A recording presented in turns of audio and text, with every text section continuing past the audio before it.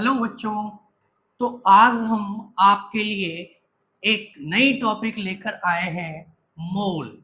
आज हम लोग इस वीडियो के माध्यम से जानेंगे कि मोल क्या होता है, मोल की संख्या कैसे ज्ञात किया जाता है, यानी कि नंबर ऑफ मोल्स को हम कैसे फाइंड करते हैं। आइए हम मोल के बारे में डिटेल से समझते हैं। मोल क्या होता है? तो पहली बात मोल देखेंगे। मोल यह पदार्थ की मात्रा का SI मात्रक होता है। मोल क्या होता है? पदार्थ की मात्रा का SI मात्रक होता है, यानी पदार्थ की मात्रा को जो हम मापते हैं वो SI मात्रक में मोल द्वारा मापते हैं। अब हम देखेंगे एक मोल बराबर कितना मान होता है। एक मोल बराबर होता है 6.022 गुना 10 का घात 23 होता है। तो एक मोल बराबर 6.022 गुना 10 का घात 23 लिखेंगे। ठीक है, जैसे हमने कह दिया एक मोल परमाणु, तो इसका मतलब ये हुआ कि एक मोल के अंदर 6.022 गुना 10 का घात 23 परमाणु की संख्या होंगे। या फिर अणु के लिए बोल दे तो उतना ही अणु की संख्या उसके अंदर एक मोल के अंदर होगा। या फिर आयन के लिए कह दे तो आयन के लिए भी इतना ही संख्या आएगा। जैसे होता है दर्जन के अंदर, एक दर्जन अगर हम किसी चीज के बारे में कहते हैं एक दर्जन है, तो हम जानते हैं इसमें संख्या क्या होती है, फिक्स होती है, 12 संख्या लेते हैं। उसी तरह एक मोल में जो संख्या होती है वो ये संख्या होती है। अब हम देखेंगे मोल कैसे ज्ञात करें। एक नंबर में हम देखेंगे हमें जब द्रव्यमान के रूप में दिया गया पदार्थ हमें द्रव्यमान के रूप में दिया गया हो, तब ये फॉर्मूला लगाएंगे। सूत्र क्या होता है? मोल की संख्या जिसे हम n से दर्शाते हैं बराबर होगा दिया गया द्रव्यमान। जो द्रव्यमान हमें दिया गया होगा, जैसे कि 5 ग्राम, 10 ग्राम, 2 kg, ये दिया गया द्रव्यमान होगा जो प्रश्न में दिया गया होगा। फिर उसको ऊपर रख देंगे और नीचे रखेंगे। अगर वो दिया गया चीज, दिया गया पदार्थ जो है परमाणु होगा तो परमाणु का द्रव्यमान नीचे रखेंगे, अणु होगा तो अणु का द्रव्यमान रखेंगे, आयन होगा तो आयनिक द्रव्यमान रखेंगे। तो इस तरह हम शॉर्टकट ये कह सकते हैं कि द्रव्यमान बटा द्रव्यमान। जब द्रव्यमान दिया गया हो कौन सा सूत्र लगाएंगे? द्रव्यमान बटा द्रव्यमान का। ऊपर दिया गया द्रव्यमान जो प्रश्न में दिया जाता है, और नीचे जो परमाणु द्रव्यमान हम याद करते हैं, परमाणु से ही मिलके अणु बनता है, परमाणु से मिलके अणु बनता है। तो एक अणु में जितने परमाणु होंगे सभी परमाणु को जोड़ देंगे तो अणु द्रव्यमान ज्ञात हो जाएगा। फिर आयनिक द्रव्यमान, एक आयन में जितने परमाणु होते हैं उन सभी के द्रव्यमान को हम जोड़ देंगे तो आयनिक द्रव्यमान निकल जाएगा।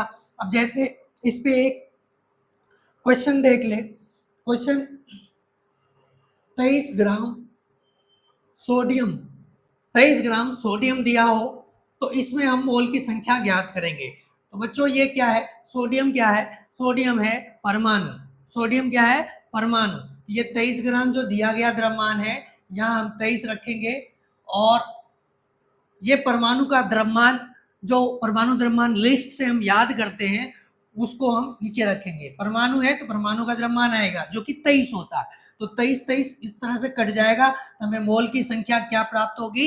1। मोल की संख्या क्या प्राप्त होगी? 1।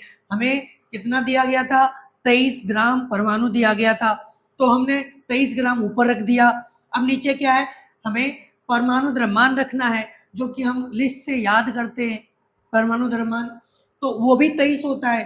तो इस प्रकार हमें मोल की संख्या क्या मिली?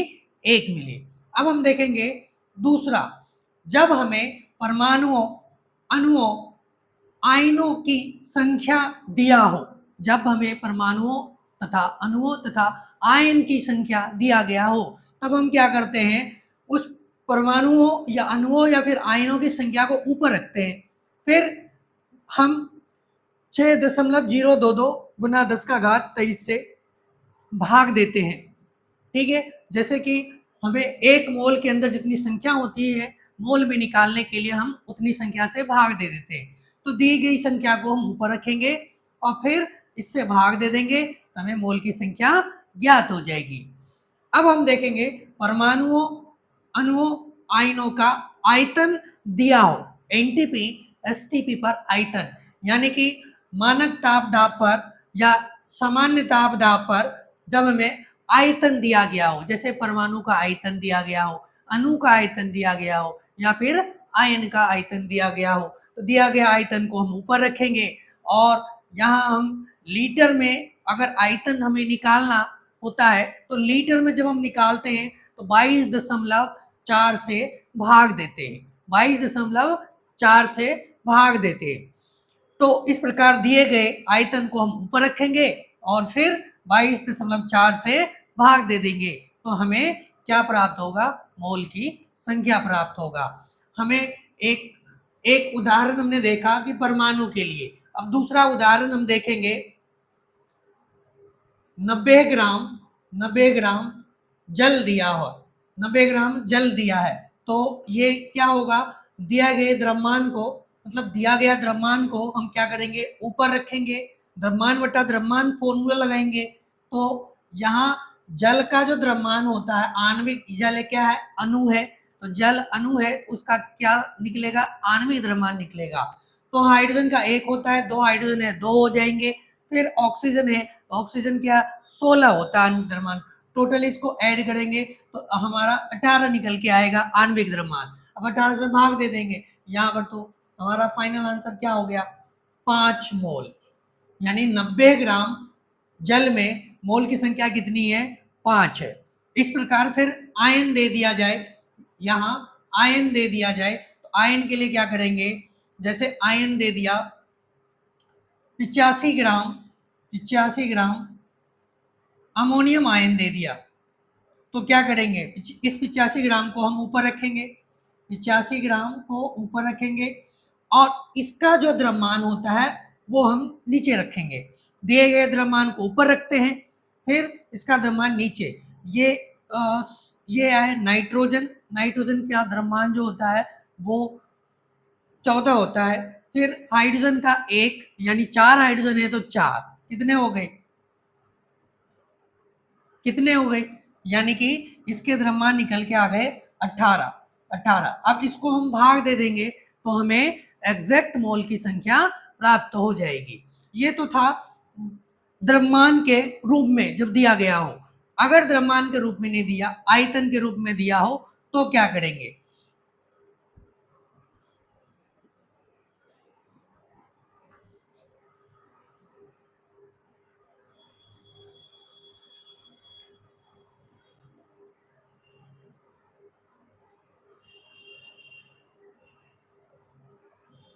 जैसे अब यहाँ पे 20 लीटर हाइड्रोजन गैस दे दे, 20 लीटर हाइड्रोजन गैस दे दे, तो उसमें हम क्या करेंगे, आयतन ज्ञात करेंगे।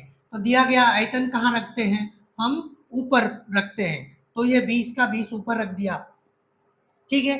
अब हमें लीटर में निकालना है, तो लीटर में निकालने के लिए क्या करेंगे, यहाँ 22.4 से भाग दे देंगे, 22.4 से भाग देंगे, तो यहाँ जो आंसर आने वाला है ये हमारा मोल की संख्या हो जाएगा।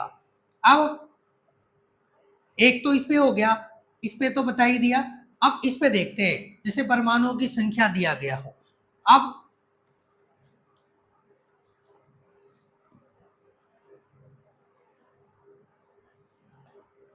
जैसे दे दिया कि 0.11 10 का पावर 23 सोडियम परमाणु